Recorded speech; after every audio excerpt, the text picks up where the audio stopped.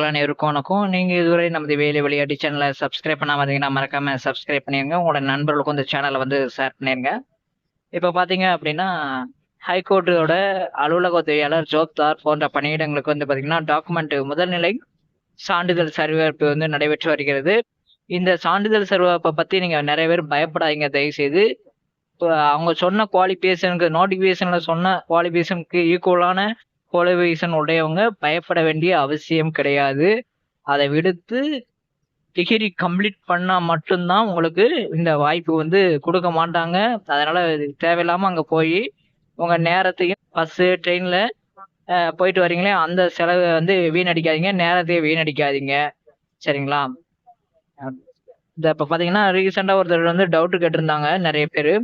இப்ப ரீசெண்டா தான் காலேஜ்ல போய் அட்மிஷன் பண்ணி நாங்க வந்து படிச்சுக்கிட்டு இருக்கோம். ஆனா எங்கள்ட்ட டீஸ் கிடையாது அப்படிங்கிறவங்க வந்து பாத்தீங்க அப்படின்னா, இப்ப ஒருத்தர் போய் அட்டன் பண்ணியிருக்கிறாரு. அவர் வந்து பாத்தீங்கன்னா டாக்குமெண்ட் வெரிஃபிகேஷன் நடந்து முடிஞ்சிருச்சு. அவர் வந்து பாத்தீங்கன்னா டாக்குமெண்ட் வெரிஃபிகேஷன் முடிஞ்சு அவர் வந்து 12th டிசி ஒரிஜினல் காப்பி அவர்கிட்ட கிடையாது. அதற்கு பதிலாக கல்லூரியில் 12th டிசி அட்டாச்சடு காப்பி வாங்கி சென்றேன். வெரிஃபிகேஷன் ஆபீசரிடம் எனது நிலையை கூறினேன். அவர் பரவாயில்லை, அட்டாச்சடு காப்பி போதுமானது அப்படின்னு சொல்லி என்ன செஞ்சுட்டாங்க, வாங்கினதா வந்து சொல்லியிருக்கிறாரு. அதனால நீங்க கரண்ட்ல வந்து நீங்க டிகிரி படிச்சுக்கிருந்தீங்க அப்படின்னா உங்களுக்கு டிசி இல்லைன்னா நீங்க காலேஜ்ல இருந்து வாங்கிட்டு போன சர்டிபிகேட் மூலமா கொடுத்து நீங்க என்ன செய்யலாம் சொல்லிடலாம். அதுக்காண்டி ஃபேக்கா டிசி வந்து உருவாக்காதீங்க. ஃபேக்கா பழைய டிசி இருக்கும்ல, அதாவது அதை வந்து எடிட்டிங் இந்த மாதிரிலாம் பண்ணி அதை கலர் ஜெராக்ஸ் பிரிண்டிங் மாதிரி பண்ணிட்டு அந்த மாதிரி தவறுகளை பண்ணாதீங்க. முடிஞ்ச அளவு உண்மை நிலைமையை சொல்லுங்க. சரிங்களா? நீங்க டிகிரியே முடிச்சிருந்தாலும் அந்த உண்மை நிலையை வந்து சொல்லுங்க. சொல்லி அங்க கொடுக்குற ஃபார்ம் வந்து கரெக்டா ஃபில் பண்ணுங்க. தப்பு தவறுமா ஃபில் பண்ணாதீங்க.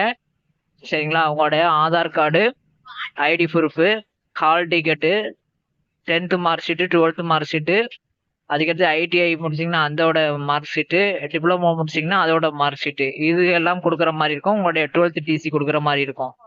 சரிங்களா? இந்த அதுக்கடுத்து காலேஜ் டிஸ்கண்டினியூ பண்ணியிருந்தீங்கன்னா அதனுடைய சான்றிதழ் நீங்க கொடுக்குற மாதிரி இருக்கும்.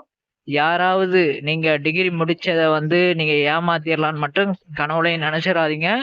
அந்த மாதிரி நீங்க டிகிரி முடிச்சதை வந்து இதுல மறைச்சிங்க அப்படின்னா நாளைக்கு உண்மைத்தன்மை வந்து கண்டறியும் போது கண்டிப்பா உங்களுக்கு வந்து இப்போ கடுமையான நடவடிக்கை வந்து மேற்கொள்வாங்க.